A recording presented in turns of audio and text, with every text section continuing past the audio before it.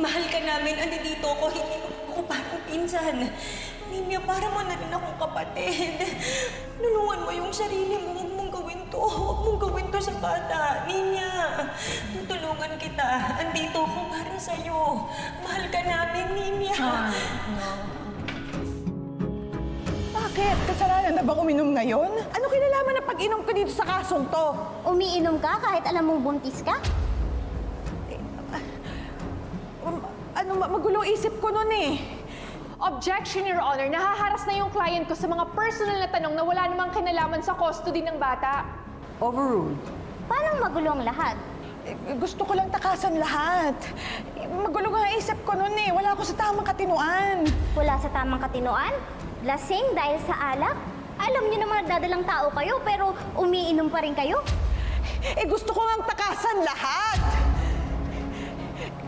Kasi sobrang problemado na ako nun. Ultimo nga nga'y pag-iinom ko eh. Hindi na nga umi-epekto. Lahat na ginawa ko. Nagpakalasing ako, nagpakabangag, lahat na. Gusto kong takasan lahat. Gusto kong makalimutan lahat. Lahat ng nararanasan ko nun. Nagpakabangag? Bangag ka ng mga panahon na yon?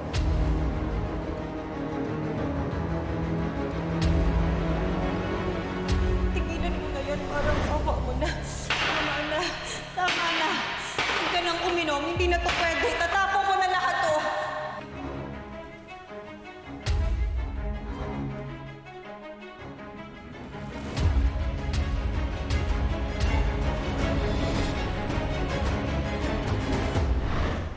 Ibig sabihin, nung araw na pinigilan ka ni Monica ang bukasan ng buhay ng bata, hindi ka lang lasing sa alak, kundi may tinik ka rin para mabangag ka.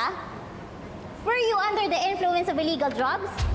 Objection, Your Honor. Her questions are not related to the case of the child custody. Your Honor, I'm just proving the unfit mother's habitual use of alcohol and history of drug use. Overruled. Ano itong nagpabangag sa'yo para maisipan mong wakasan ang buhay mo at ang buhay ng bata?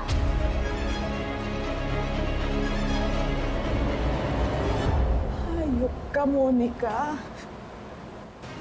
Sinisiraan mo ako? Ha? Ito yung gusto mo mangyari sa akin? Ha? Yung mapahiya ako? Alam mo lahat ng pinagdaanan ko. Alam mo lahat yung paghihirap ko. Oo! Nagbansa ako! Oo! Uminom ako! Nasira ang ulo ko! Pero sino bang hindi umaman sa mga pinagdaanan ko doon?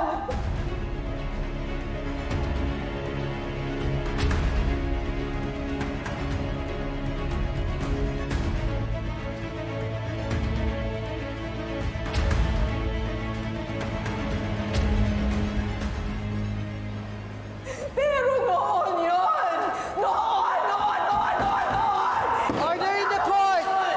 Order in the court! Iba na ako ngayon eh! Iba na ako ngayon, attorney! Order in the court! Kaya ko na palakihin yung anak ko, attorney! Attorney, balik yung anak ko! Order in the court! Ibalik niyo na yung anak ko para awa niyo na! Ibalik niyo yung anak ko! Order in the court! Your Honor, I request that Mrs. Nimia Osdemir undergo drug test and psychological evaluation.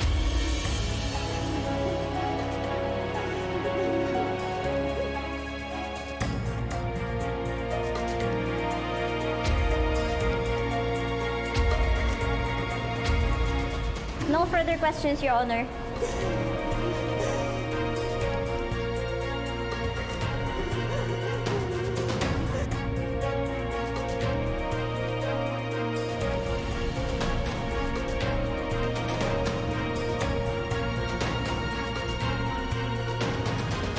Alam mo ba na grounds yung sinabi mo kanina for being an unfit mother?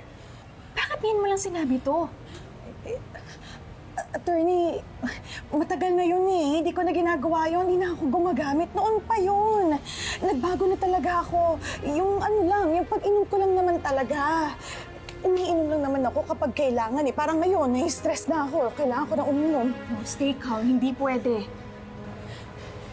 Pero maniwala ho kayo sa akin. Noon pa yon, nakaraan ko yon. Gusto ko nang kalimutan yung mga panahon na yon. Nagbago na talaga ako ngayon. Iba na ako ngayon. Gusto ko na ng bagong buhay. If it's true na nagbago ka na at tinigil mo na yan, then pwede na tayong pumayag sa isang drug test at psychological evaluation. Yun lang ang paraan para makuha mo ng anak mo.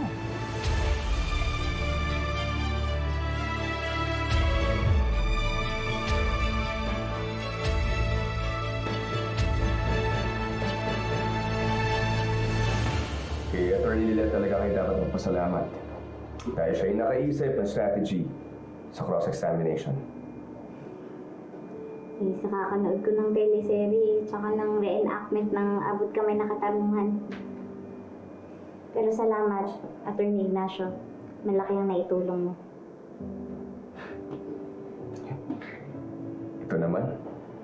Buti naman, nare-recognize mo yung mga ambag ko, Attorney Matias.